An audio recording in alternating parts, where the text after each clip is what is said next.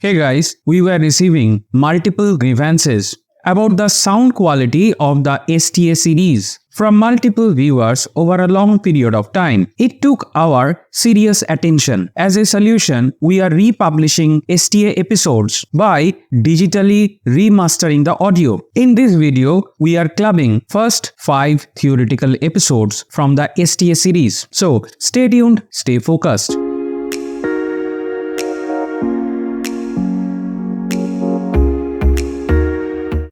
Hey guys, welcome to the first episode of Static Timing Analysis, and in this episode we are going to talk about the series skeleton, STA Introduction, types of timing analysis in VLSI, dynamic and static timing analysis, why STA is preferred for ASIC or SOC, how STA works so fast, need of STA concepts when the STA tool can do everything. So in today's episode, we will cover all these points and let's begin. Series skeleton. This series is tailored in a very specific way. Let me explain how. First, we will discuss about the fundamental difference between dynamic and static timing analysis. During this, I will explain how dynamic timing analysis acts as a precursor to the static timing analysis. Next, we will discuss about the various STA concepts. These are much needed when you analyze the industry standard STA tool output. These outputs are text only and you have to analyze them keeping all the concepts packed into your mind. Next, we will discuss the way to deal with the standard STA tool output. What are the things that we can analytically derive or infer from the plain text outputs? We will be doing this in a very generic way and not a specific way. Next, we will dive into the text report analysis of OpenTimer STA tool. This is a free and open source STA tool that you can install in your home PC with a Linux operating system in it. I have already created a video to install this in Ubuntu Linux. The link of this installation video is given in the description. Also, I have shown a demo using this OpenTimer STA. I am also providing the link of this video in the description. We are done with this particular slide, so let's move on. STA Introduction. In this slide, we will give you a brief introduction to the STA in VLSI. The basic STA algorithm can handle up to 10 million instances, that is 10 million gates. STA does not require input vectors and has a runtime that is linear with the size of the circuit. So like other analysis, we have to create any vector set of input signals have to be written in a such variable way that the input toggles or something like that. But in STA, there is no such thing as input vectors. This is the very beauty of STA. STA overestimate the delay of the long paths. Long means they're physically or delay-wise long path. So STA actually estimates these paths in a more pessimistic way. STA underestimate the delay of the short path. If there is any short path, STA will ignore them. This makes the analysis safe, guaranteeing that the design will function at least as fast as predicted and will not suffer from the hold time violation. So here, in a nutshell, we have just get the picture of STA and why it is used. So we are done with this slide. Let's move on. Types of timing analysis in VLSI. In this slide, you will be introduced to the two types of timing analysis practice used over the varied landscape of VLSI. Now we start with a chart. Timing analysis. It can be divided into dynamic and static. Now, the word dynamic means the time is involved during the analysis or simulation process. That is, we actively include time by hand in the simulation setup for dynamic analysis. That could be any dynamic analysis. Now we are specific to the dynamic timing analysis. So we are mentioning that we actively include time by hand. That means at the input, somewhere you have to run a sweep or something of time, and you will get an output where the time is also be there. On the contrary, the word static means that the analysis is done in a standstill condition and no time is involved. So this is the very basic difference. So the word static means that there is no time involved, neither in the input files by hand nor in the output files. So there is no time-wise sweep or something inside that. So that's why it is called static. The dynamic timing analysis can analyze the same very thing as per the static analysis, but for a very small design like an IP or a design block. So IP is from the IP vendor, or it could be a design block that in-house has been developed. Sometimes these two words means the same, but as we get these things either from outside, when we are getting it from outside, we call it IP. When we develop it inside, we call it block, or it could be a sub-block of a large design block. Okay, so there dynamic timing analysis is used. In contrast, the static timing analysis is performed on a huge circuit such as system on chip, ASIC design, or FPGA. So these are usually very large circuits. So this is the basic difference of dynamic and static scenarios with respect to the timing analysis. We are done with this particular slide, so let's move on. Dynamic timing analysis. Let us take a short tour of the dynamic timing analysis. The dynamic timing analysis is performed using industry standard pure spice or fast spice or accelerated spice, starting from small design block up to the test chip level. In recent days, analog and mixed signal or co-simulation is also coming into the picture. So let's start. Advantages of dynamic timing analysis. It is very accurate. It can check asynchronous interfaces. There is no need to specify false or multi-cycle path. So all these concepts will come into the STA concept episodes. It can be very accurate through spice simulation. It also has disadvantages. Analysis quality depends on the stimulus vectors. That means you have to carefully choose the input vectors, that is the toggling of all the set of the inputs and all the fixed input nodes. So sometimes some input nodes will be fixed value voltages. So all these things have to be carefully chosen. So your analysis will be very much tedious in terms of the stimulus vectors. So this is the very disadvantage of the dynamic timing analysis. Non-exhaustive and virtually impossible to check every path. So this is another, because this is not a topological way. This is a very normal circuit way of analyzing. So it is not exhaustive. It may detect, may not detect, because the vectors that is already defined by the human being, and there is no basically computer intelligence or any software intelligence is used to exhaust all the paths. So that's why it creates a block to check every possible path. It requires long run times because it involves either the true spice or the fast spice or the accelerated spice, but the range of the runtime varies from days to weeks. So it is very much time consuming. After one analysis is over, for the next iteration, you have to again wait for a long time. This can be done only up to the IP or the block level. So whether you are designing a block for that block, or when you club multiple blocks into a larger block. So in that case, you can do this, or if you are having an IP from outside. So in that case, you can have the dynamic timing analysis and all the previous mentioned points will be there.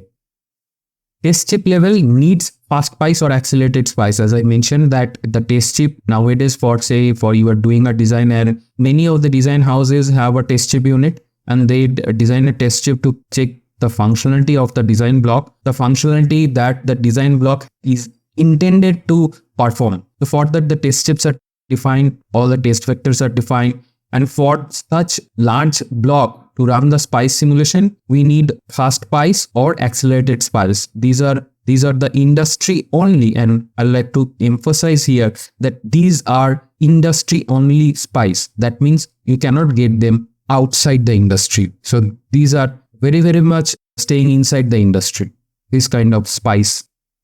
The next point is the SOC level analysis cannot be done. So that is the roadblock or bottleneck, whatever you call. The dynamic timing analysis cannot be used for the millions of instances, the SOC level or the ASIC level. Because if you look into this slide, there are several points that will eat up, because you cannot write so many test vectors for so many millions of instances. You cannot run them for week after week or month after month. Okay, you cannot, then you will not finish your analysis on time and you cannot tape out. So that's why you cannot apply this on the SOC level. So we are done with this particular slide. Let's move on. Static timing analysis. We have came across the advantage and the disadvantage of dynamic timing analysis. Now let us look into the same details for the static timing analysis. Advantages. Fast design is analyzed in one pass for one clock cycle. This is very, very much fast. Exhaustive and checks all the topological paths in the design. So basically inside the static timing engine, the computational intelligence is used to cover all the possible paths, that is timing paths in the design. From one source point to another endpoint, the time traversing inside these points, all those paths are exhaustively covered.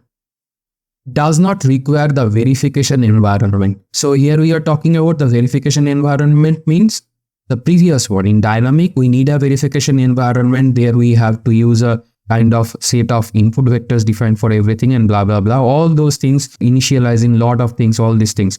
So all these verification environment is not needed. This is a very, very much advantageous. Disadvantage. It is less accurate. Must define timing requirements or exceptions. So this is another thing. Although here we do not have to define the test vectors, but we have to define the arrival time and the required arrival time of the signals. So these things we have to define. We will come across all these terms and terminologies and their meanings in their upcoming episodes.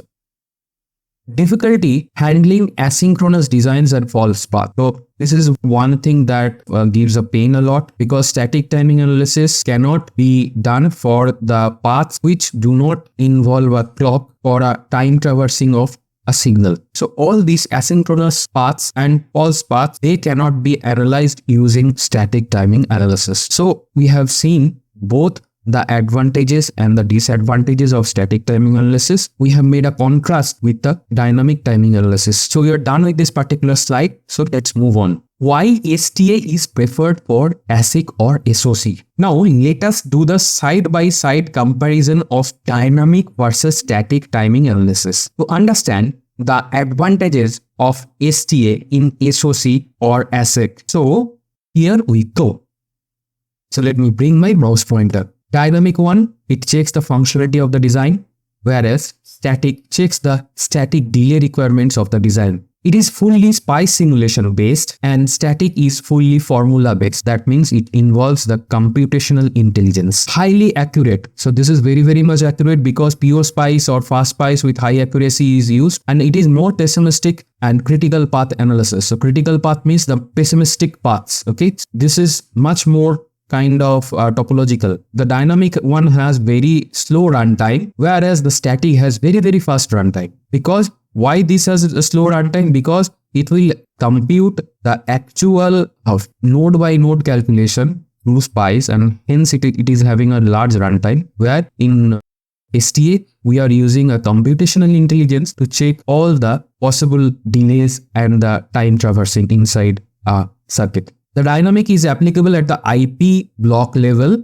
whereas the static is applicable for the full chip or the SoC level. Some of the industry standard tools like HSpice, Spectre, Eldo, FastSpice, all these simulators are used for dynamic timing analysis, whereas for static timing analysis, we are using industry standard tools like primetime ASI, Tempus, ETS, all these static time analysis tools. Input files. So it requires spice models, the circuit file, the SPF or DSPF for the parasitics. Whereas the static timing analysis requires the input files such as Verilog, VHDL, TEF, SDF, Liberty timing file, that is .lib. Here we can see the side-by-side comparison of the dynamic and the static timing analysis. So they are altogether different, their inputs are different, the tools are different. That by name there is a relation, that is dynamic and static timing analysis, but you can see they are altogether different if we compare side by side and point by point. So the purpose of this slide is done. Let's move on. How STA works first.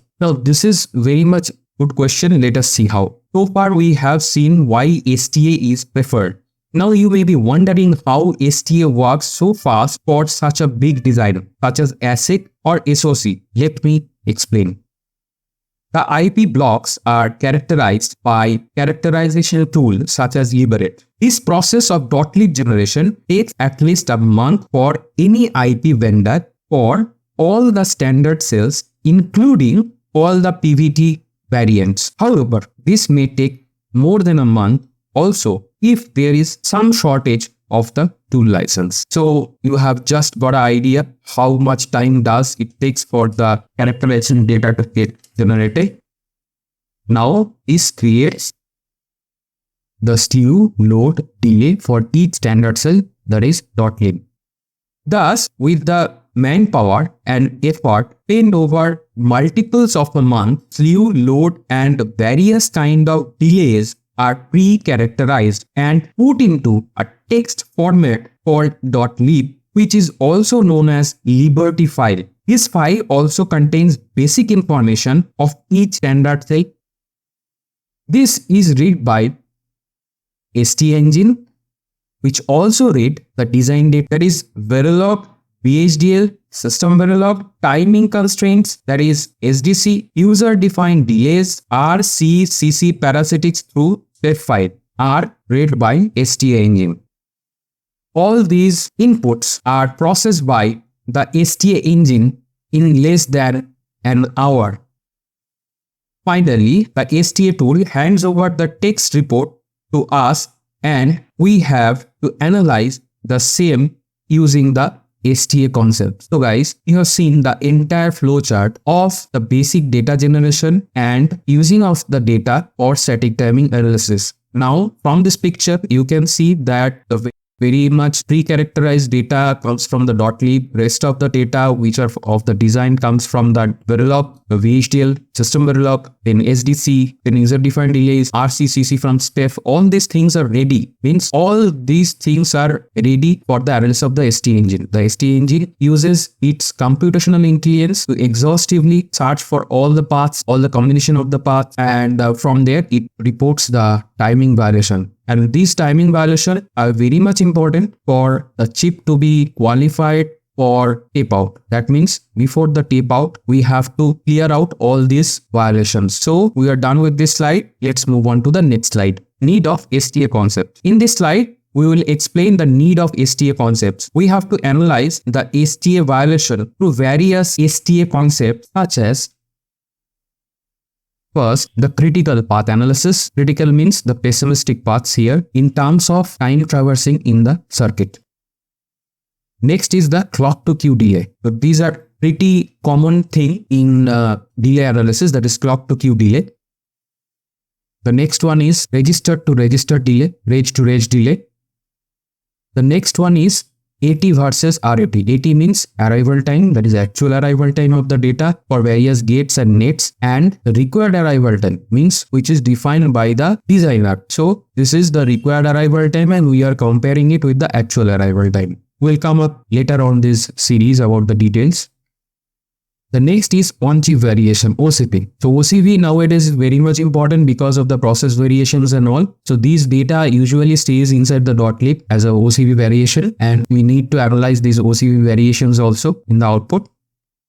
and there are many more things. So all these concepts come as a text output, and you have to use your human intelligence to go to the root cause analysis of which particular category of failure is happening and from where it is happening and how we can prevent that. So that is the main goal of a static timing analysis engineer. Thus, we point out the problem zone of a ASIC chip and rectify the timing violations before signing off or tape out. So we are done with this particular slide. So let's move on. Hey guys, welcome to the second episode of Static Timing Analysis in VLSI. In last episode, we have seen how STA works so fast with respect to the dynamic timing analysis. In this episode, we will broadly focus on the input-output of STA and the timing calculation of the STA engine. So today's menu is STA in the design flow in ASIC or SoC, STA engine input-output at a glance, STA output terminologies, timing expectation versus reality check, what is our timing analysis path, types of path under STA Scanner, directed acyclic graph DAG concept and example, maximum and minimum path concept. So without any further delay, let's begin. STA is used only in digital design. There could be pre-layout STA, but the most significant is the post-layout STA. With the help of a flowchart, we will understand the position of STA in the chip design flow. First, we have our design specification, and in this direction the flow will go. Next, we do the RTL coding as per the design specification. Next, we do the verification of the RTL code that we have written. Next goes the synthesis, then the floor planning.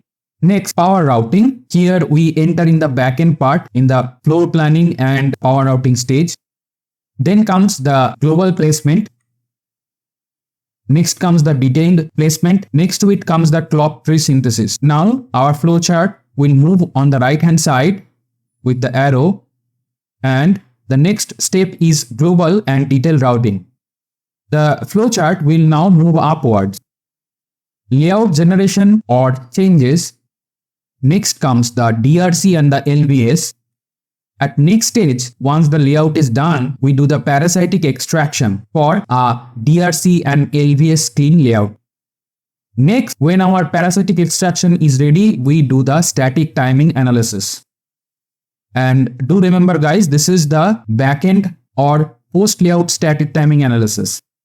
Now at this stage, if we find a violation, then we go back to the place and route stage. If we do not have a violation, then the design is ready for tape out. So from this chart, you can see that static timing analysis appears at a very crucial level, and this is very much important for the tape out. So many times you will see that in many of the books or online literature, this is called as a sign-off process. So sign-off means the design by the designer and the verification team, they are signing it off for the tape-out process. So that's why the static timing analysis is a sign-off process. We are done with this particular slide. So let's move on. STA Engine input-output at a glance. In this slide, we will get familiar with all the inputs and outputs of static timing analysis engine. These are very important for your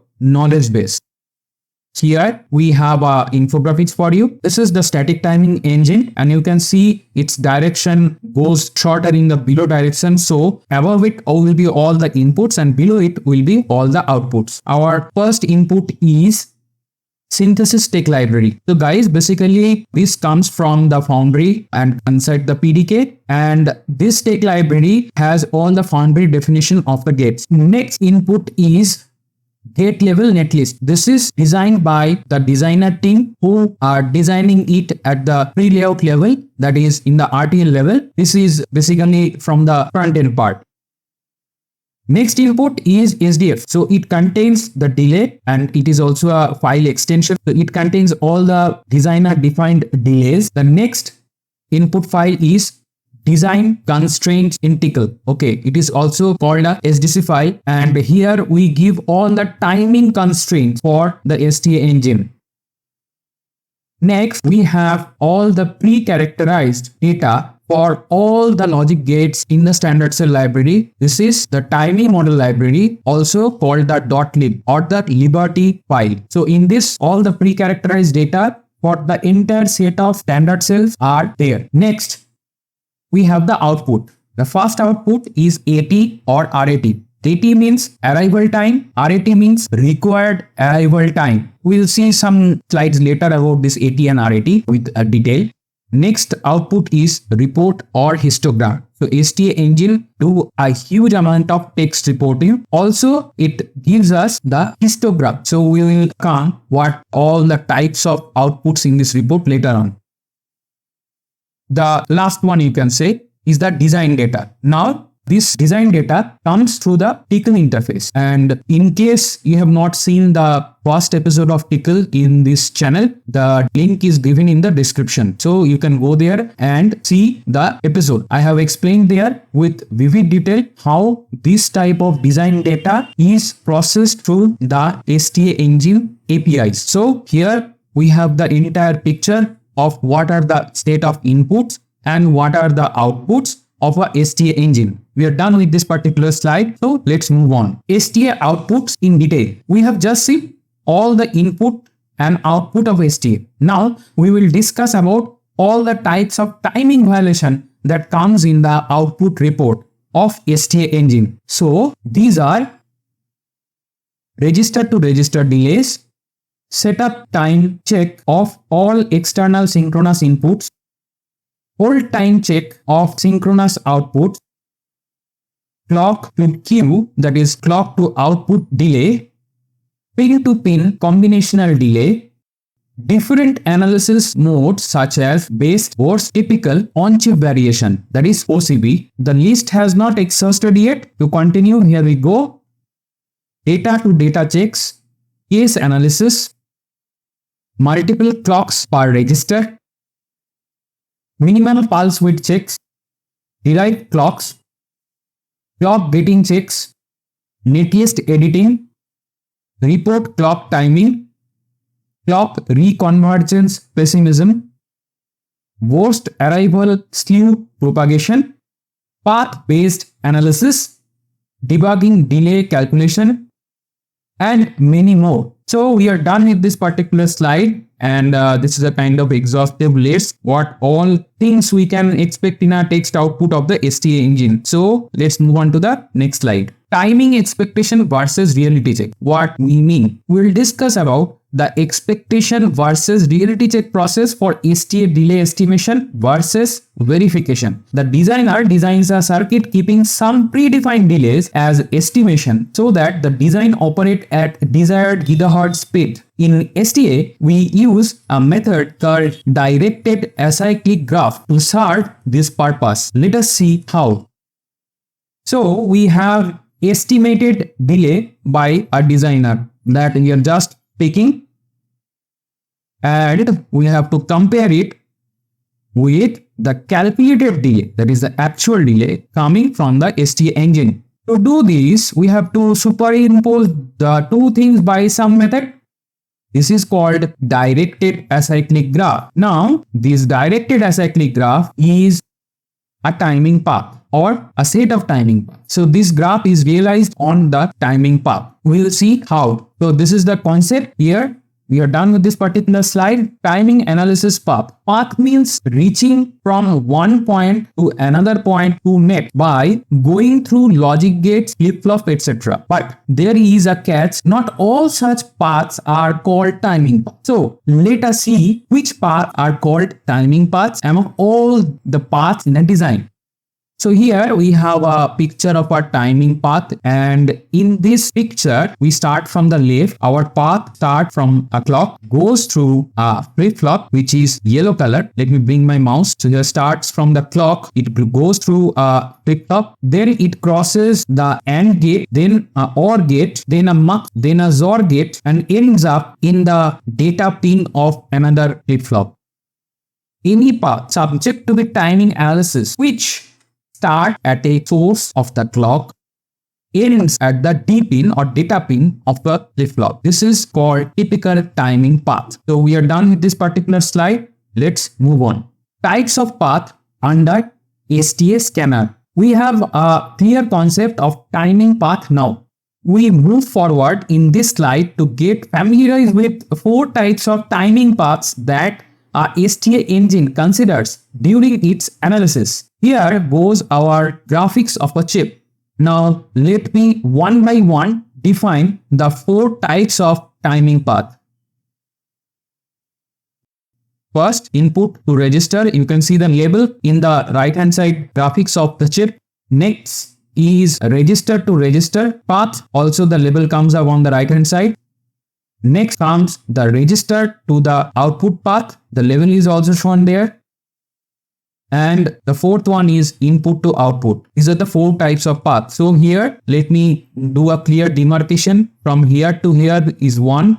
From here to here is 2. From here to here is 3. And from here to here is 4. For rest of our STA series, we will deal with timing violation of these 4 types of timing paths. Remember it. Now, if you focus here, each path has a start point, a end point.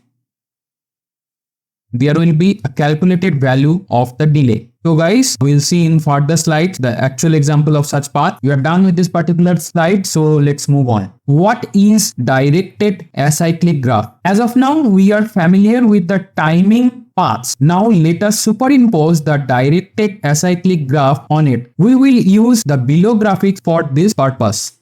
So here our graphics is come on the screen. This graphic shows 2 starting point at the extreme left, this, and one end point at the extreme right. So this is that point. In between, we have multiple logic gates connected as per the design. Here the gates are treated as nodes and nets. These are nets. This is a net. This is a net. This is a net. Nets are treated as links of the graph. So basically, when we draw a graph, we constitute a graph with nodes and links. The nodes are here the gate and the links are here the net for this directed acyclic graph. So let me bring up this text. Netlist is represented in form of directed acyclic graph, also known as DAG or DAG. Delay values are associated with nodes, cells, and links. That is, nodes are cells and links are nets, as I have shown in the graph. Total path delay is the sum of the path delay values. We'll see in an example. First, all the possible topological paths are extracted. Next, for each path, calculates its delay and compare it with the endpoints values, that is the required values. So this is how our comparing is done. So we are done with this slide. Let's move on to the next slide. Directed acyclic graph example. Let us now take one example to understand the directed acyclic graph. Here goes our graphics, and before that we have AT, which is arrival time, and RAT is required arrival time. These are abbreviation. I give the full expression of them here. Here goes our graphics. This is same as before, but we will add delay to each element now. Let me bring up the delays. So before delay, AT is equal to 2. Here it is equal to 5. These are the arrival time delays. Here we have 2 inputs. One has 3, another has 1. For this one, we also have 2 inputs. They have 2 and 1. Here we have 3 and 1 for the 2 inputs. In the final gate, we have 3 and 2 for the 2 input nodes. Now we define RAT, that is required arrival time, is equal to 10. So now let us calculate the total values. This is how we calculate. 2 plus 2 plus 3 equal to 7. So here is the first one. 2 plus 2 plus 3 is equal to 7.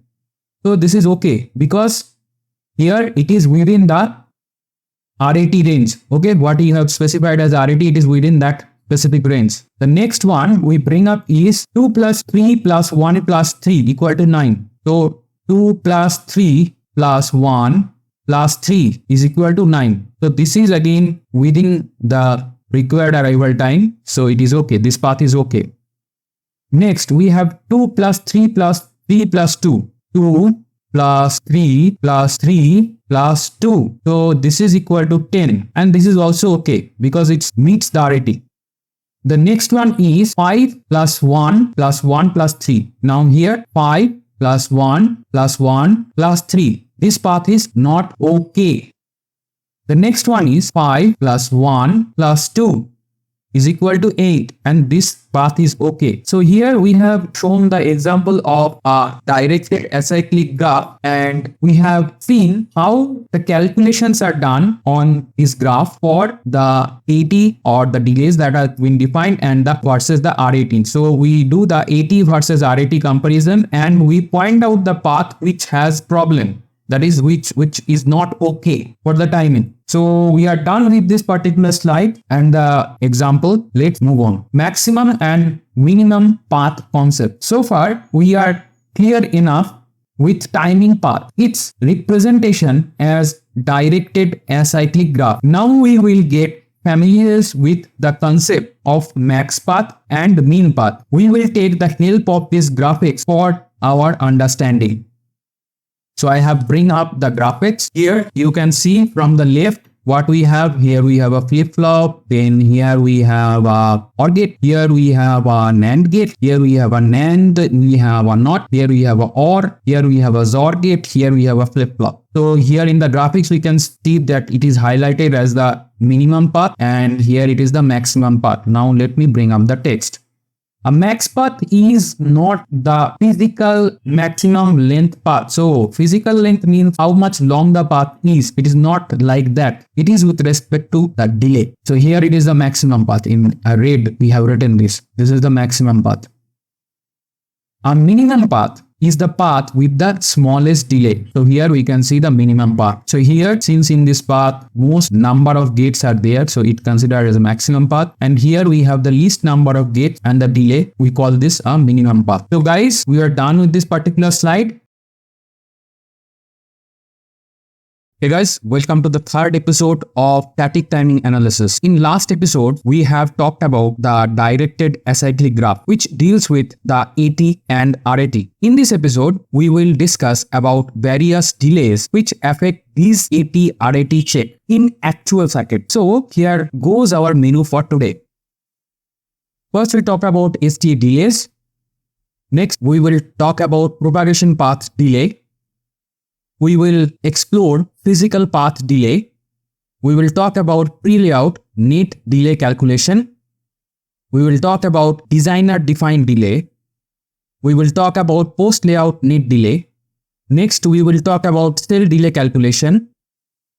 Next, we will discuss rise and fall slew concept and example from .lib file. So this is the menu for today. Let's begin without any further delay. STA delays. So let us get familiar with the delays in STA. In static timing analysis, STA, static delays such as gate delay and net delays are considered. In each path, these delays are compared against their required RAT, maximum and minimum values. The actual path delay is the sum of the net delay and the cell delay along with the timing path. Don't worry, we'll explore these things in subsequent slides. Net delay is the total time for charging or discharging all the paracyclics. It is a function of parasitic R and P or coupling capacitor. Next, cell delay is the delay arc corresponding to the input and output ports of the cell. It is the function of skew, load, and process parameters. While load models, WLM, are fetched from the technology file. We are done with this particular slide. the introduction to the all STA delays and their different kinds. In subsequent slides, we will explore them one by one. Propagation path delay. In this slide, we will discuss graphically the basics of delay calculation. In any and every type of delay are defined or measured using this method at the bottom. Then they are put into some text format to feed the STA engine. So let me bring up the graphics. Here goes our graphics. This is input waveform, this is output waveform, and this is a 50% cut. This is the 50% cut. This is TF and this is TR.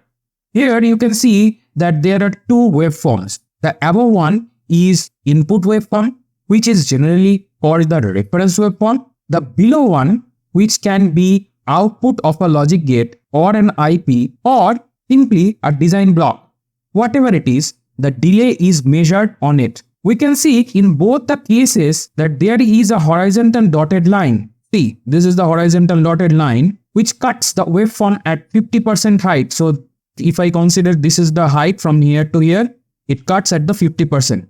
In both cases, it is the same. The y-axis, that means in this direction, is the voltage, and in the x direction, this is the x direction. X-axis is horizontal direction, is time. So we have voltage in this direction and time in this direction. So when we drop a perpendicular line from these cut points, say this is a cut point and we are dropping the line here in the x-axis, we get intersection points. So these are intersection points. 1, 2, 3, 4. As I have mentioned earlier that the delay is calculated at the output waveform. Hence, this is called the fall time delay. So you can see here is the first cut and the second cut is dropped in the x-axis. We can measure it because due to the circuit operation, this waveform has just flipped vertically, and we are considering the 50% of this point and 50% of this point and dropping on the time axis so that we can measure the time shift. So this is called the fall time delay. And similarly, if we drop here at the x-axis and again here we drop, so here it is also got flipped, but from 50% to the 50% we are measuring here, and this is called the rise time delay. Now you may be wondering why we need both. In general, the slope of the rising and the falling edges are not same for a single waveform due to the design or the presence of the parasitic resistor, capacitor or coupling capacitor. So guys, here I have drawn the picture very much identical in real circuitry, these two slopes. So that means this slope and this slope will be different, and again this, when it passes through a block, this slope and this slope also will be different. So expect this thing in real cases. We are done with this particular slide, so let's move on. Physical path delay. In this slide, we will zoom into the delay a bit further to understand from where physically it is coming from. Here is our total delay. It can be divided into two parts. One is the net delay. Net means the interconnects which connect all the logic gates in the circuit. And the cell delay. Cell delay means the logic gates. They have their intrinsic delays. The net delay is caused by the interconnecting net or metal or via routing at the layout level. It can be subdivided by the delay caused by the individual existence of a capacitor or coupling capacitor and a resistor or a resistor. That means both can be there. So P and R or C or R, all these combinations are possible for the net delay. The cell delay comes from the physical standard cells which have a circuit component as well as the metal 1 and metal 2 routing in each. So these cells are pre-characterized by the Liberty characterization tool to calculate input slew, output load, for various PVT corners. The cell delay varies from one type of the cell to another type of the cell. Also for the same cell, it varies when we change the cell height. As an example, I can say 60, 70, 90 and 12T. Here T means the metal track width. So when you deal with the standard cell, you come to know about the cell height, which is measured in terms of track. So these are different track and height. So even a single cell is there, it's all the delay values for it will be different for different track, and these cells are also packaged in different files. So the all possible permutation and combination of the cell height, process, temperature, and operating voltage, etc., gives birth to a huge amount of data mining, which is captured into the .lib file for any standard cell library. So guys, I think we have talked enough on this slide. So let's move on to the next slide. Prelayout net delay calculation. Before reaching to the layout, verification is done at the front end. Here, the designer needs to define the delay to check the AT versus RAT at even synthesis stage. The designer defined or hand calculated delay is called the wear load model. In this slide, we will talk about this. Wear load model. The net length is a function of the net fan out and chip area. So fan out, you know how many output it can drive, and the chip area is the physical area. For a given area, averages of R and C are estimated for different fan out. Then net delay is calculated simply as the product of R and C. This is how the wear load model is generated. Now let us look into an example here. Let me bring my mouse pointer. Here I have given fan out in the first column, P value in the second column, R value in the third, and finally the product, that is the wear load model, is in the fourth column. So delay is equal to R multiplied by C. So if the fan out is 1, we have the C value is 0.015 and the R value comes as 0.012. Now the wear load model predicts the delay as 0.00018. If you multiply these two things, and you will get this result. Similarly, if the fan out is 2, the C value is 0.030, R value is 0.016. If you multiply them, this result, that is 0.00048, will come. So this is the delay in this case. The third case, here the fan out is 3. The C value is estimated as 0.046. The R value is here the 0.020. Now if we multiply these two, the outcome is 0.00092. So this is the wear load delay modeling. So I have given the theoretical as well as an example to understand the wear load model. So we are done with this particular slide. Let's move on. Designer defined delay. In last slide, we have talked about the wear load model. Now let us see how and where a designer can put these delays to feed them into the STA engine. So designer defined delay here, it can be filled into first the design constraint file, second in the SDF file. We have already talked about the all input outputs in STA. And there I have touch base these two files as the input. Here these two are text file, and the designer can include his defined delay into these two files. So manually these can be entered also. We will have a series coming up next after this particular STA series, which is currently going on, where we will deep dive into the technical details of these files formats used in STA analysis. So stay tuned, stay focused. You're done with this particular slide.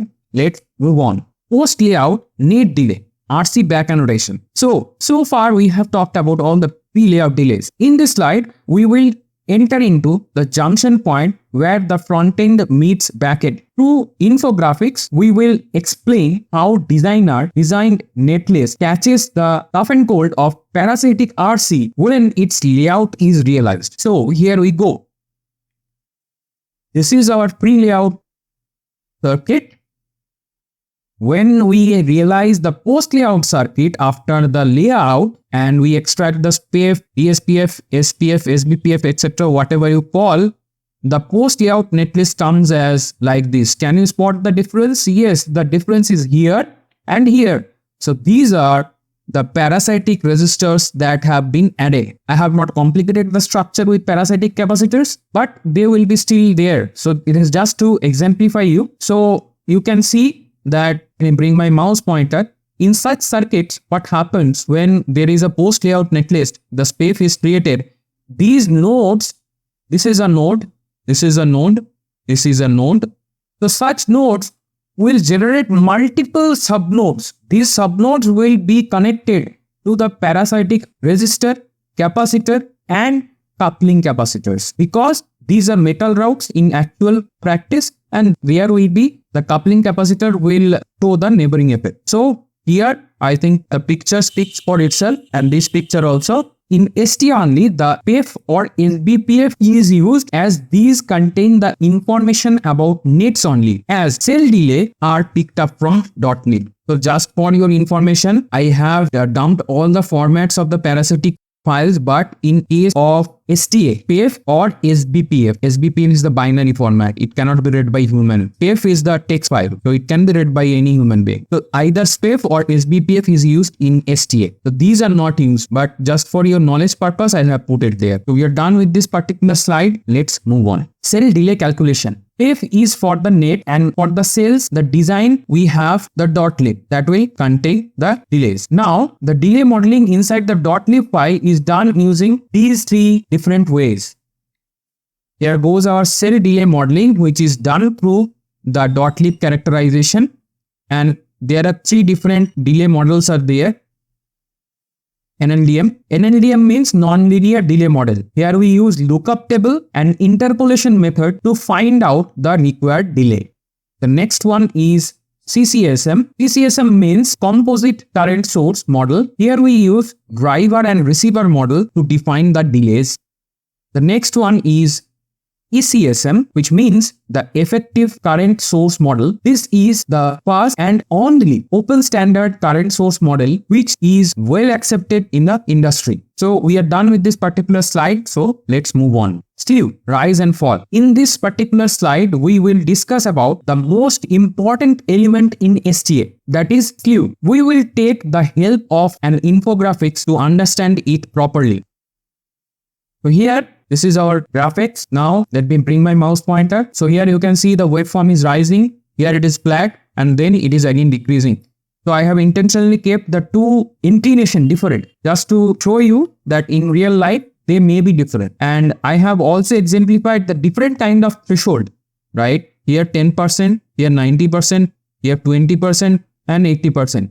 So these kind of threshold, that is lower threshold, upper threshold. Again here it is upper threshold and lower threshold. So these type of various threshold values are kept in the industry and in different files as per the design, and many other factors are there controlling them. Now if we cut a waveform here at 10% and here at 90%, why we are cutting? The reason is that here this is not straight and then bends directly, because it is a capacitive action, so there will be a continuous bend. So we have to cut it somewhere. So just to get a flat inclination. Okay, this one. So this is called the rise slew. So here our threshold at 10% to 90%, our rise slew is measured like that, and our fall slew, again here it will be capacitive action and it will be a bending. Instead of a sharp bend, it will be a continuous bending, and to accommodate a direct slope here like this, we have to cut it at 80% and 20%. And here in the time axis, we measured the fall slew like that. So this axis Y, it is voltage, and this axis, this is time. So here we measure the rise slew, and here we measured the fall slew. So although I have hard coded the 10 and 90% and 80 and 20%, it is not the thumb rule that this is for rise and this is for fall. So any combination can come out. So both can have 80-20 values here, both can have 10-90 and 10-90 here, and they can be different, or 80-20 in the rise slew or 10-90 in the fall slew. So there could be multiple combinations. So don't just have this only picture, but try to understand the concept where these slews are meant. In STA, the rising or falling waveforms are measured in terms of whether the transition is slow or fast. So this slew means that how much fast the transition is, that is from 0 to 1 or 1 to 0. The slew typically measured in terms of the transition time, that is the time it takes for a signal to transition between two specific levels, that is the 1 to 0 or 0 to 1. In the .lib file, the slew thresholds are defined in the particular fashion. Let us see an example.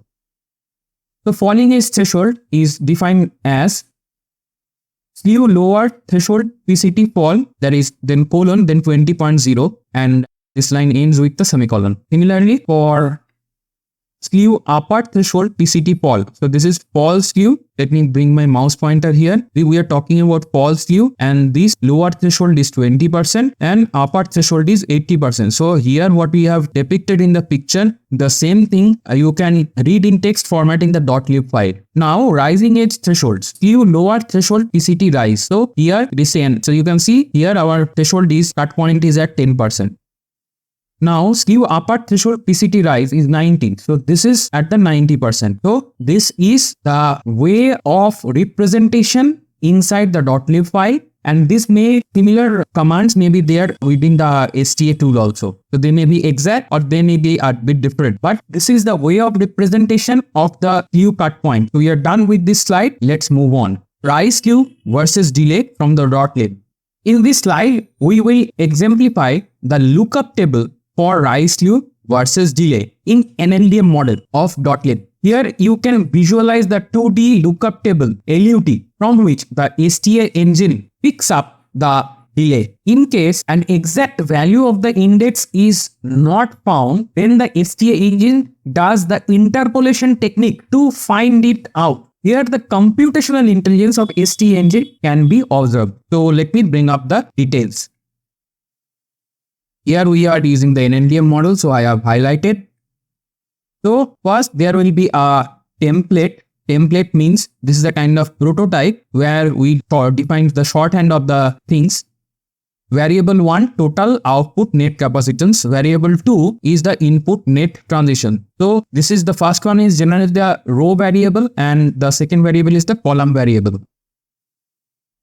Now index 1. So this is a 5 by 5. So we have defined 5 indexes here, and index 2 we have defined 5 indexes there, and we close the template. So this template will be way up in the .lib file, and the next table, which is the actual table, that may come inside a particular cell. So this particular LU table template is common for all, but the actual template or the actual data for each cell will be different, and that will be in the inside each cell's definition inside the .lib. So let us see such example also. Rise transition, this will be definitely inside a cell. Then delay template 5 by 5. So we have a 5 by 5 table here. Index 1. Now you can see that index 1 has again 5 values, but they are different from the initial values. So these are actual values of the cell. So these overrides the initial template values. Index 2, which is the column index, and index 1 is the row index, again has a 5 different values than the template values. So this overrides the template values whichever earlier was defined. Now we start the table. This is our first row. Here goes our second row. Each has 5 candidates. Third row, fourth row, and fifth row. And here we close it. Let me bring my mouse pointer in to make you understand the things. So here our first row index is there, 5 values is there, 1, 2, 3, 4, 5. So they will keep just above here, 1, 2, 3, 4, 5. You can do an imagination, and the column values are the 1, 2, 3, 4, 5. So they will be here, 1, 2, 3, 4, 5. So if we have to pick the value for this combination, this and this combination, that will be the first one. And similarly, we can move ahead and find a value. It's like you find a point in XY graph, right? You move to some X values, then you have some Y values like Cartesian coordinate, which has a X and Y kind of thing. So this is very similar. This table is very similar to that kind of interpretation. And now the question is, if there is a value lying in between here. So index 1, so we have actual case in actual simulation time, we have some values lying in between the first value and the second value, and there is another value which will be in between these and these values. So how to get that? The STA engine will use a numerical method called interpolation to find that value out, and it will find out. So these values are characterized keeping in mind that well extreme values, okay, so that it covers the entire spectrum. So there is an entire spectrum is covered here and entire spectrum covers here. So anything will come in between all these values. So if it is on the point, so this point and this point, the STA engine will find out the exact value. So this one, and if it is there some intermediate value, so it will do the interpolation. Now, the things are very much clear that first, the template is defined. It is way up in the .lib file. It is common for all the cells. But when we have a particular cell definition, we have this kind of table. So the name is common here, delay template 5x5, delay template 5x5, and the case is here the rise transition. So we are done with this particular example or slide. And let's move on. False slew versus delay from the .lib. In this slide, we will describe the 2D lookup table, that is LUT, of false slew versus delay from the .lib file. This will engrave the 2D LUT concept totally into your mind. Let me bring up the text. So again, I am highlighting that we are using NNDM model here. And here the template begins. LU table template, delay template 5x5. So we have 5 rows and 5 columns. Variable 1 is the row variable, that is total output net capacitance. Variable 2 is the column variable, is the input net transition. So here the first set of indexes, these are initial values.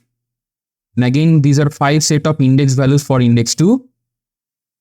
And now just again I emphasize here, variable 1, the value variation is index 1, and for variable 2, the value variation is index 2 variation. Now we close the template here. In actual cell, we will find the fault transition table, that is 2D LUT, which will be like that. The name is common, the delay template 5x5, and the name is fault transition. And here we will see that index 1 has its actual or local values, which is for that particular cell, and this will override whatever we have defined in that table template. Now again, here we have the second index, that is column index, and here we also have 5 values. And here we start table. Here goes our first row, second row, third row, fourth row, and fifth row, and we close the entire block. So here again, these values will sit here, here, here, here, and here, and these values will sit here, here, here, here, and here. So this is a kind of table that helps you to get the delay values, not you actually, the STA engine. The STA engine will calculate the delay values either from the fixed point values for the XY coordinate kind of stuff. It will find the exact value. If it doesn't find the exact value, it will do the interpolation. So guys, I think we are done example here, and now the 2D LUT concept has engraved into your mind. Now you know how STA engine picks up the cell delay values. So we are done with this slide. Let's move on. Hey guys, welcome to the 4th episode of STA. In previous episode, we have talked about various delays. In this episode, we will talk about multiple timing concept, which will help you to understand, debug, and root cause analysis in the STA report analysis. So today's menu is, first we talk about clock latency and skew, then setup and hold time concept, setup constraints from timing.lib. Next we cover hold constraints from timing.lib. We talk about setup equation concept. We talk about hold equation concept. We talk about multi-cycle path concept. And finally, we talk about half cycle path concept. So this is the menu for today. Without any further delay, let's begin. Clock latency and skew. When we work with any STA engine, we need to provide some initial constraint to be used during the STA engine run. Clock latency is such a factor which we need to initialize. Often, the clock skew concept is entangled with the clock latency to strike out the difference between the two. Hence, we will talk about both side by side in this particular slide. Here comes our graphic. Now, let me bring up the mouse to describe the graphic. Here, it is our clock source. Here, clock tree is there. Generally, this is done at the clock tree synthesis stage. Now, you can see these are buffers. I have colored them to just for the distinctiveness. And here you can see there are the 3 different flip-flops, 1, 2, and 3. These are also colored in different colors to become very much distinctive. Now, let me bring up the text. Clock latency is the clock traversing time between source and endpoint. The latency in STA Engine can be fine-tuned for the clock source various conditioning such as rise, fall, min, max, and early or late. So for all these conditions, the latency can be fine-tuned for the clock source. Now, if you see in this picture, here the clock starts and it reaches to the different branches to different flip-flops, and our clock latency is measured from the clock till the same point of each of these branches. So this is the clock latency. So this is basically the time that the clock takes to traverse from its source point to any of the branch. Clock skew is the difference in arrival time in between two endpoints of the clock tree. It is the outcome of the clock tree synthesis. This is how we define it.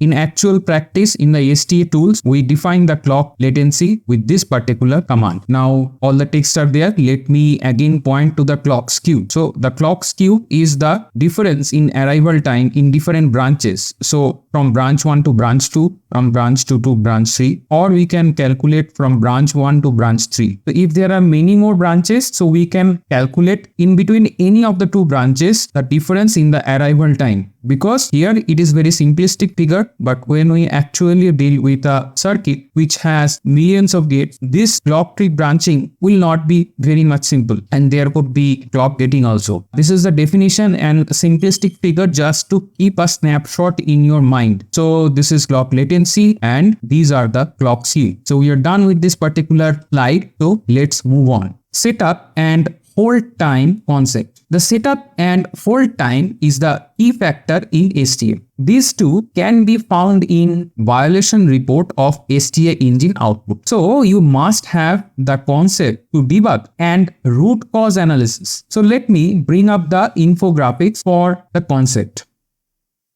As you can see, the graphics contain two flip-flops. These are called launch flip-flop and capture flip-flop. So I have distinctly colored them. The launch flip-flop is green and the capture one is pink. In between these two, there is a blue colored symbol, which is basically a symbol of a cloud. This represents the combinational circuitry through which the data traverses from launch flip-flop to capture flip-flop. Below, there is a timing diagram to visualize the data and clock transition side by side. So this diagram, we have clock here and we have the data transition. And if you look carefully, we have placed the hold and the setup markers here for this hold and setup time nearest to the respective flip-flop in the definition. Setup time. This is the cushioning time for which the data must be stable before a capture clock transition happens in the capture flip-flop. Now guys, let me bring the mouse pointer. Here we are talking about the setup time. You can see the capture flip-flop must get a time cushion as I am pointing with my mouse before the capture edge of the clock hits the capture flip-flop. This is the capture edge at the capture flip-flop. So this cushioning time let the capture flip-flop to set it up for the capture of the arrived data. So data, you can see data is arriving through this path, and this particular capture flip-flop will make itself ready to receive the data. Hence, we call it the setup time. That means the capture flip-flop is setting itself up for the data. So hence, this particular time cushion which we are providing is termed as setup time. Any change in the data inside the cushioning time termed as violation. So you can see the data variation is happening here and not inside this particular cushioning time. If this data transition, this data is getting transition here. If this happens within this time cushion, in actual circuit, the STA engine will catch it as a setup violation. Hold time. Cushioning time for which the data must be stable after a launch clock transition happens in the launch flip-flop. So now let us come to the launch flip-flop and we are talking about hold time here. So here you can see that this cushioning time, this particular cushioning time after the launch edge of the clock has arrived. So this means here this is the launch edge of the clock and we are providing additional cushion here, which is the hold time, helps the data from flip-flop, this particular flip-flop means launch flip-flop, helps the data from the launch flip-flop to jump and run into the data bus properly. So this is basically the data bus. This time cushion for which we are holding the data stable helps the data to jump into the data bus and run stable. Thus, the data is held stable for the cushioning time for successful launch. After this cushioning time, we can see the data gets changed in the input data bus. This change is okay. The change in the data inside the cushioning area is flagged as the hold violation. So we can see that we are holding this data line stable for this particular time cushion and the data jumps into the data bus properly. And after a certain time, this much time, the data start to change, which is okay. But if this transition is happening within this particular cushioning time, here the STA engine will catch it as a hold violation. So we are done with this particular slide. Let's move on. Setup constraints from timing lead. In last slide, we have talked about the setup and hold time. In a design, there will be millions of logic gates, flip-flop, and other various standard cells. Now that for all these cells, where does the setup and hold constraints come from? How do STA engine gets all the data? In this and the next slide, we will discover. In this particular slide, we will talk about the setup constraints that a STA engine reads from the timing.lib file. So let me bring up the text. ALU table template, setup template. The name is setup template and the dimension is 3 by 5. Variable 1, related pin transition. Variable 2, constrained pin transition. First index, that is index 1, which is corresponding to the variable 1, has 3 values. You can see 1, 2 and 3, 3 values. Next comes the index 2, which is having 5 values. So you can see the 3 by 5 table, the row and columns will contain 3 versus 5 values as the row and column indexes. And we close it here. I'd like to emphasize here, this is a particular template that is a prototype. This arrives at the very early or the top of the .lib file. And when we have a definition of a particular standard cell, inside that we will have the exact table. So let me show it to you. Inside each cell, there will be a timing block, inside which there will be first the pin, which is a related pin, will be marked as related pin clock. Then timing type is setup calling. Rise constraint, setup template 3 by 5. Now you can see the actual table, the lookup table comes here. Here are the index values of the row index, that is P values 0.06, 0.3 and 0.6. Next is the index 2. It has 5 values 0.06, 0.18, 0.42, 0.6 and 1.2. So these 3 correspond to the 3 index values here and 5 index values are here. So let us have the table now. Values like that is this comes the first row, second row, third row, and we close it. Now you can see, let me bring my mouse pointer. 1, 2, 3. These values will be in the row 1, 2, 3 and 5 values 1, 2, 3, 4, 5. These will be column indexes. Now let me tell you that what this thing is all about. We can see the related pin transition and the constraint pin transition. So here generally we are talking about the related pin, right? So related pin is clock and this table comes under a particular cell and for a particular pin will be there. So that will be the constraint pin.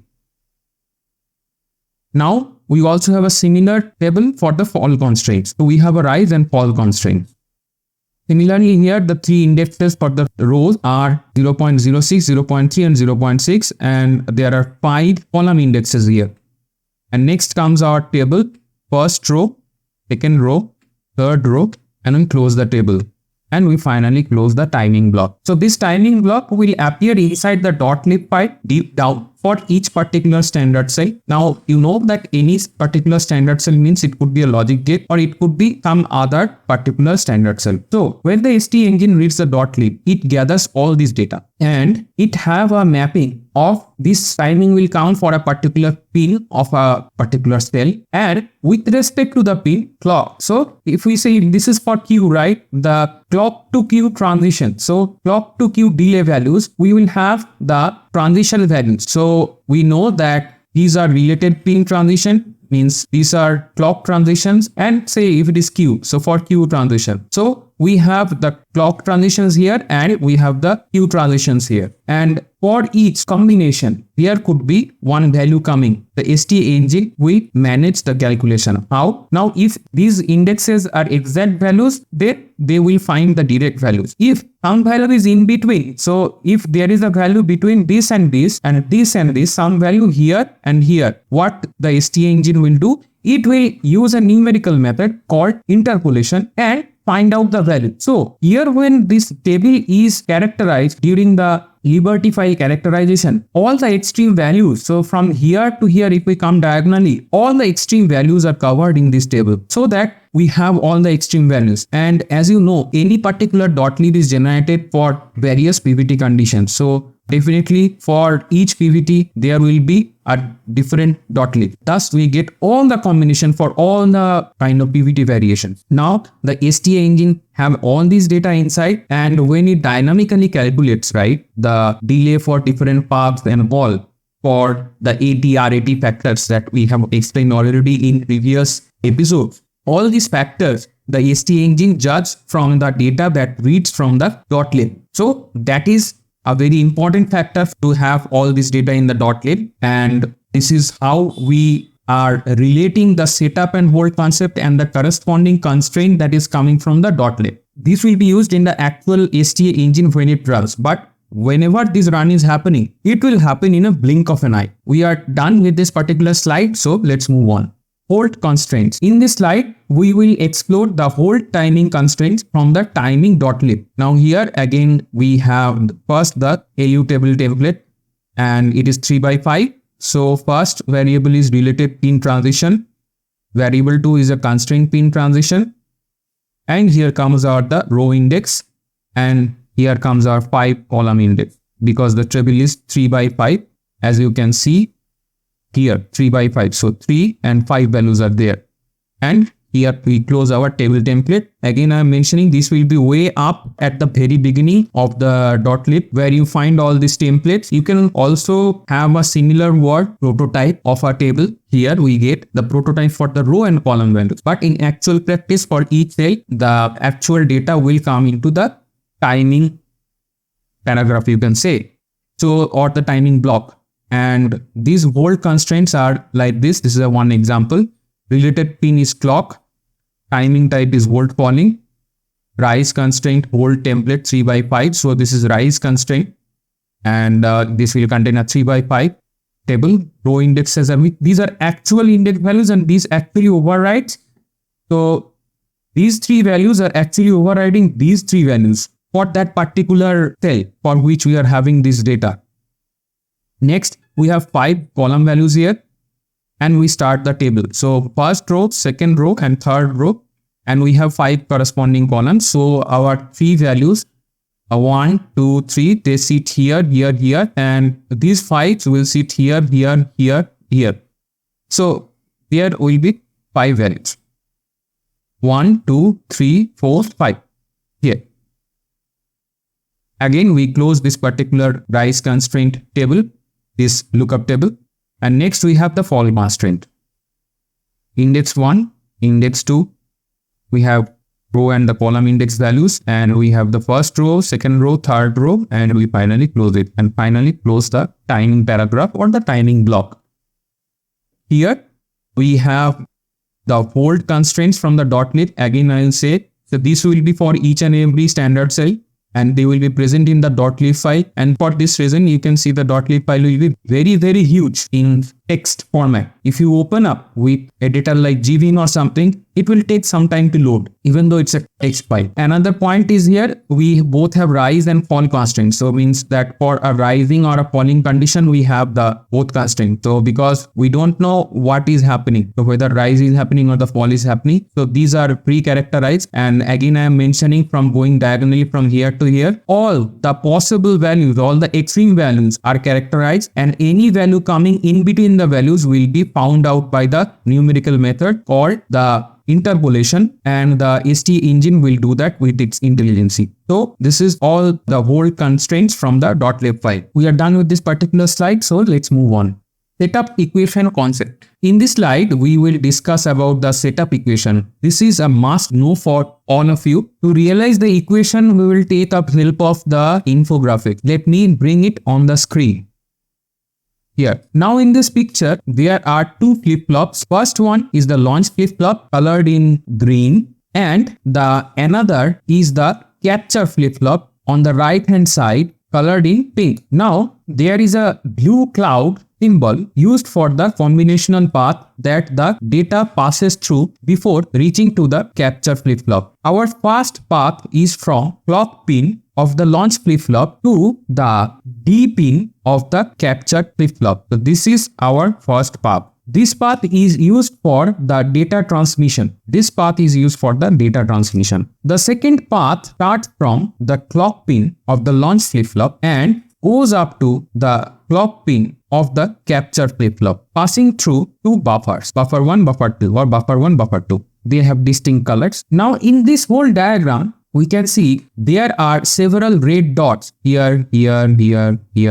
These red dots denotes the delay caused by their respective label. This dot has the label TCQ, this has the label TComp, this dot has the T setup, and this dot has T skew, and this dot is labeled with T. TCQ is the clock to queue delay for the internal elements in the launch flip-flop. This delay is caused by the circuitry inside the launch flip-flop in between the path of clock and queue. The next red dot is called as TComp, which represent the delay of the blue colored combinational path. So here there could be any combinational path, and the wholesome delay of this combinational path is referred as TComp. The next red dot is T setup, which is the time cushion at the data pin of the capture flip-flop. So here the data pin of this capture flip-flop is, this is the time cushion T setup. In the second path, T is the time period of the clock propagation, which has a red dot associated with it. The next dot is for the TQ, which is the skew due to the buffers around the red dots. Now, as per the definition of the setup time, the data should reach the D pin and stay stable. So for the cushioning time, the data must reach the D pin and stay stable, very much stable. To make this reality, the below equation must be satisfied.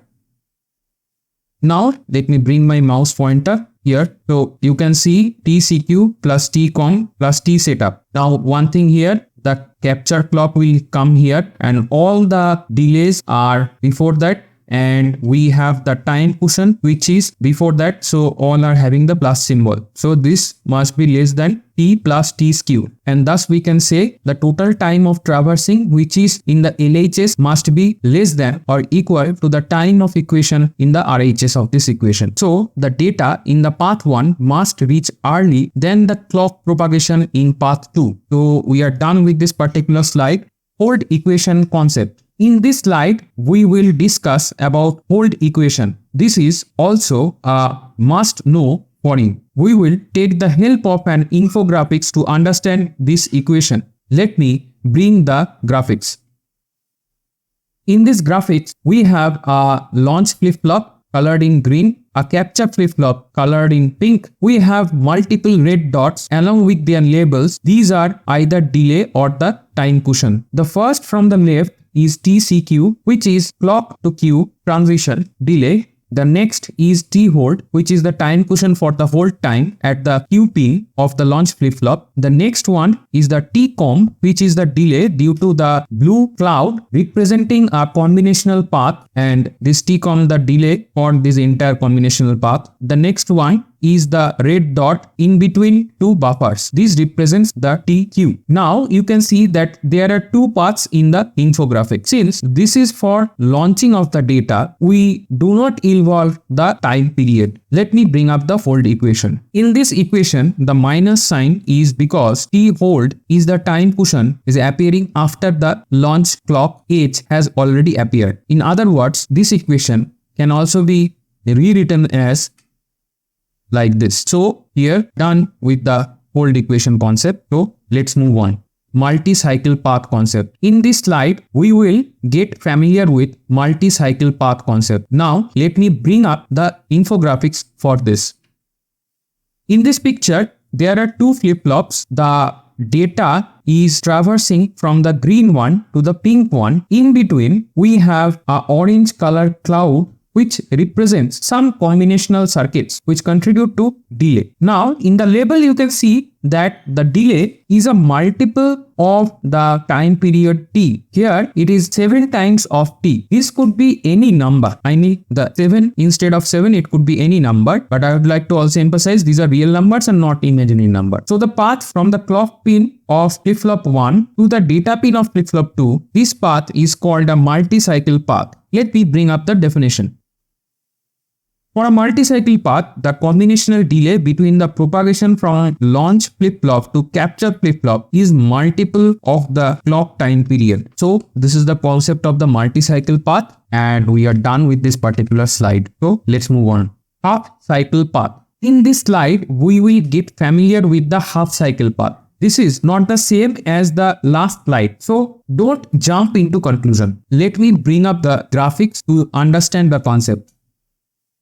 Now in this picture, the launch flip-flop, that is the green one, is negative edge triggered as it can be observed by its symbol. Here we have the symbol. There is a bubble at the clock pin. On the other hand, the captured flip-flop, means this pink one, is positive edge triggered flip-flop as it do not have a bubble at the clock pin. Now, in the case of a square wave where on time is equal to off time, the data has to traverse in between these two flip-flops within a half cycle. This is because one rising edge followed by one falling edge at the beginning and middle of the entire time period. Undoubtedly, if we exchange the rising or falling edge for the beginning or middle of a square wave, the data traversing conditions remain the same. Let me bring up the definition. A half-cycle path lies between two positive and negative edge-triggered flip-flops. In the design, if there is such path where there are two flip-flops in between the data traversing is taking place, so one is positive edge-triggered and another one is negative edge-triggered, then that particular path of data transmission will be termed as half-cycle path. So we are done with the concept and we're done with this slide. Hey guys, welcome to the 5th episode of Static Timing Analysis. So far, we have discussed the legitimate STA violation types in the last couple of episodes. In this episode, we will discover some non-legit violations. Thus, we can use the process of elimination during the STA result analysis to narrow down the legit errors. Also, we will cover process and on-chip variation. So, today's menu is types of false path in STA analysis, asynchronous false path in STA, static false path in STA, recovery and removal time, non-functional path in STA, clock uncertainty concept, process temperature voltage corners and delay, setup and hold violation in them.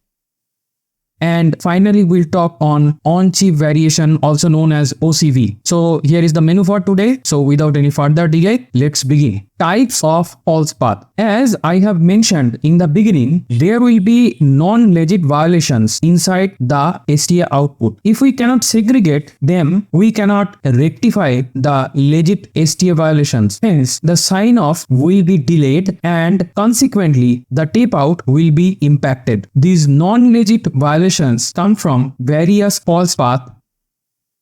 The false path is not a valid path for timing analysis. No need to worry to meet the setup or hold constraint for such paths. This is we have to keep in our mind. Set false path from the starting to the destination pins. This particular STA command will take care of the false path, which we are going to discuss in upcoming slides. We have broadly categorized the false paths into 3 sections. These are: first one is asynchronous, next one is static, and the final one is the non-functional. So when we talk about the false path is a general category, and inside this we have 3 different buckets. The first one is asynchronous, the second one is static, and the third one is non-functional. These 3 types of false path we have to deal with. Now all these types of false path can be waved off using proper timing constraints by the design team. We are done with this particular slide, so let's move on. Asynchronous false path. In this slide, we will discuss the asynchronous false path. Many times in a digital design, we have more than one clock source to feed different blocks in a design. Consequently, we will have inter-clock domain paths inevitably present in the design. We will take the help of the infographics to understand such scenario. Here comes our graphics. In the graphics, we can see that flip-flop 1 is driven by clock 1. Here, I am pointing the mouse. The flip-flop 2 is driven by clock 2. Here, these two have a path from the Q pin of flip-flop 1 to the D pin of flip-flop 2. In between the path, there is a green color cloud of combinational circuitry. Here, the 2 clocks have different frequency, this clock and this clock. Hence, they are termed as different clock domains. So these clocks coming from 2 different clock domains. Let me bring up the text. If clock 1 and clock 2 are independent of each other, then they are asynchronous. This is the definition. All paths in between 2 asynchronous clock domains are called false paths. So we are done with the slide. Let's move on. Static false path. In this slide, we will discuss about the static false path. The word static means that we do not have any dynamic time variation involvement. In circuitry, the time is nothing but the time period of a clock. So the paths are non-clock paths. Here goes our graphics for understanding. In this graphics, you can see that there are 4 flip-flops which are identical in nature. So 1, 2, 3, 4. Numbering wise, this is 3, and numbering wise 4. This is 4. All 4 of them have a common reset pin here in the graphics. I'm pointing with the mouse, and this goes to all of the flip-flop. This pin is independent of the clock pin and can override the functionality of the flip-flop suddenly during the clock operation. So as you can see from the graphics, these are 2 independent pins. So if we give a signal in the reset, it can reset all the flops during our ongoing operation. All paths starting at the reset pin are static false path. I am again emphasizing static means here the time period is not involved. The reset signal can come anytime. It doesn't have to do anything with the clock signal. With respect to the asynchronous pin, we have 2 different time cushions. Here in the graphics, the reset pin is the asynchronous pin. Let me bring the timing diagram.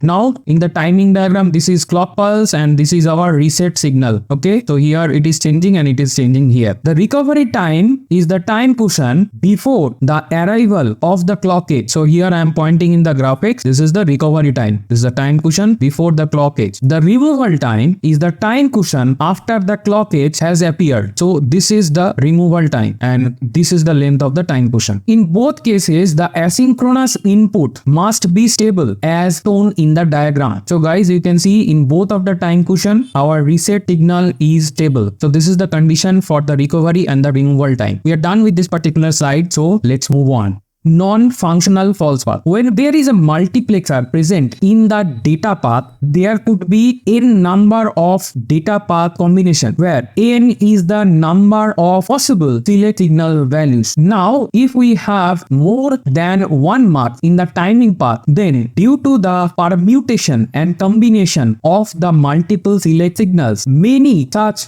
possible timing paths will be generated. To depict the situation, here goes our graphics. In the graphics, we can see that there are 4 flip-flops marked in different colors. So here is our flip-flop 1, 2, 3 and 4. Each of them have their respective data pin input. But in the graphics, these are not shown for the simplicity of the diagram. So here is the data pin, here is the data pin, here is the data pin and here is the data. Only this is receiving the data from the mux. Others do have their data pin, but that is not shown in the picture for simplicity. The 2 muxes, that is red and green one, are 2 to 1 mux. Here we have provided the complemented select signal to reduce the number of paths. The first one, the select signal does directly go, and in the second one we have this buffer to which the select signal goes. So this and these 2 select signals are complementary in nature. So if one goes here, then the 0 goes here and vice versa. These 2 muxes are in cascading manner. That means the data path has to go through both of them. So here you can see there is a just dotted path here, and it could be anyone, but it has to go cascading in both of them. Let me bring up the text. Due to the select signal, tool does not see the exclusiveness. In such cases, explicit declaration of such non-functional path is necessary. If you remember guys, I have already shown the STA tool command. So there I have shown how you can define this path. So generically, the path going through the 2 muxes without any exclusiveness are considered as non-functional false path. In general, this is marked with the dotted line. So here we have a dotted line. This means the dotted line would have been started from the green flip-flop, this one, rather than the yellow one from which it is already going. As mentioned in the beginning, all the false paths are specified using the set false path command in the STA tool. So we are done with this slide. Let's move on. Clock uncertainty concept. When we deal with the asynchronous clock path overlap, the first thing we deal with is clock uncertainty. You can visualize the clock uncertainty as the Q due to the asynchronous clock domain crossing. Here goes our graphics. We mainly deal with the setup uncertainty and hold certainty as shown in the figure. The uncertainty gets added to the RAT, that is required arrival time, for hold uncertainty, whereas the setup uncertainty gets subtracted from the RAT, that is required arrival time. Let me bring up the text. The clock uncertainty can reduce the effective clock period. These factors reasonable for clock uncertainty are clock jitter, clock skew, margin, and any other possible pessimism that one may want to include for timing analysis. All timing analysis are done using worst case scenario. Now, this is a very good point because the uncertainty is coming from pessimism, and in all the cases we are adding pessimism that is contributing to the uncertainty. For setup uncertainty, we use slow corner. For hold uncertainty, we use fast corner. These are kind of the thumb rules. The clock uncertainty value is used to increase these pessimism in each respective cases. Here comes our command with an example. It's fictitious, but you can learn from it. Set clock uncertainty 0.19 setup, then get clocks a.k.a. The a.k.a. is a kind of clock, so we get all the clocks under this clock domain, and we set the uncertainty as 0.19 for the setup. Here comes our hold example. So here we are setting uncertainty value 0.12 for all the hold transitions or the hold cases. Now, the uncertainty can exist for 2 types of crossings, that is inter-clock and intra-clock type of crossing. Both can be managed by the STA tool. We're done with this particular slide, so let's move on. Clock uncertainty quantification. The clock uncertainty can be quantified in the STA tool in various ways and commands. We will classify them in 2 broad categories. We will take the help of the infographics to do this. Here is our clock uncertainty. The first one is before CTS. The second quantification comes after CTS. So before CTS, what we have? Skew, jitter, and margin, whereas after the CTS, that means clock tree synthesis, we have jitter, and margin. So this is the basically quantification where we have seen what. The clock uncertainty can be specified in the STA tool using specific command. The jitter and margin can be specified explicitly using the STA commands. The Q comes in the STA report analysis. We are done with the particular slide, so let's move on. PVT variation and delay. So far, we have discussed the timing errors and checks that are either due to the circuit design or due to the use of user-specified pessimism. Now, when a design goes for fabrication in the foundry and gets fabricated on the silicon, at that time, due to the non-uniformity of the fabrication environment, a more inevitable delay and consequent violations are added. These cannot be predicted by the RTL designer who have made the design. In such case, we take the collaborative help from the foundry to get some process related data to predict such violation in well advance before the tape out. We get process voltage and temperature variation parameters from the foundry to analyze and do the prediction. This is significance of the PVT variations. Let me help with the infographics, the impact of the PVT variation. So here our PV, that is process voltage and temperature. Now each can be slitted out. Here comes our process. Process variation include random, systematic, inter-die variation. So the process does the non-uniformity, which can be classified as random, systematic, and inter-die variation. Inter-die means for different batches. So some silicon is getting fabricated today and some silicons are getting fabricated tomorrow. So these are two batches. So the variation is evident in these two. So these are inter-die variations that is coming from different batches.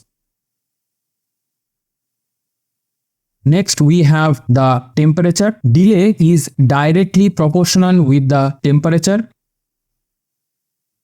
Next comes the voltage. Delay is inversely proportional with the voltage. Now guys, this PVT sometimes is referred to as PTV in many companies. So instead of PVT, you are hearing PTV. So don't panic because it is the same thing. So people just combine these three initials in different combinations. That is why it is termed as different. So PVT can be PTV, but the inner meaning stays the same. The PVT variation data we get from the different fabrication batches, that is inter-die variation. So you're done with this particular slide. So let's move on. PVT corners and setup and hold violation. We can have a broad classification of PVT as slow, typical, and fast corners. However, there could be combinations such as PT, FF, SS, FS, etc. and many more. These you will notice when you receive your standard cell timing library. All these variations will be present there. Now, let us see the broader classification and its impact. So here goes our PVT. The basic broad corners is slow, typical, and fast. So these are typical, but I said already that there could be many combinations which you receive in actual timing library in your standard cell package. Now, the corners which is slow, it is more prone to the setup violation. Whereas if we go to the fast corner, it is more prone to the hold violation. So this is a kind of thumb rule. So we are done with this particular slide. So let's move on. On-chip variation, OCV. In last slide, we have talked about inter-die PVT variations. In this slide, we will discuss about intra-die variation, that is on-chip variation. The intra-die variation may come due to the fabrication non-uniformity on a single wafer. So here comes our text. PVT variation is inter-die, that is wafer batch variations, whereas the inter-die, that is single wafer variation, is termed as OCV variation. The OCV effect is predominant on longer physical paths inside a chip. So if you have a path that is going from one side of the wafer to the another side, obviously I'm not talking about the entire wafer, the chip that is inside the wafer, but direction wise from one side to the another side, and traversing a long distance. So in those paths, the OCV effect will be much more. The OCV variation impacted by temperature variation by 10 to 20 degrees centigrade. Hence, more OCV specific corners come into the picture than slow, typical, fast. So all these OCV specific data will come inside your standard cell package. If you go into the standard cell library, you can visualize them.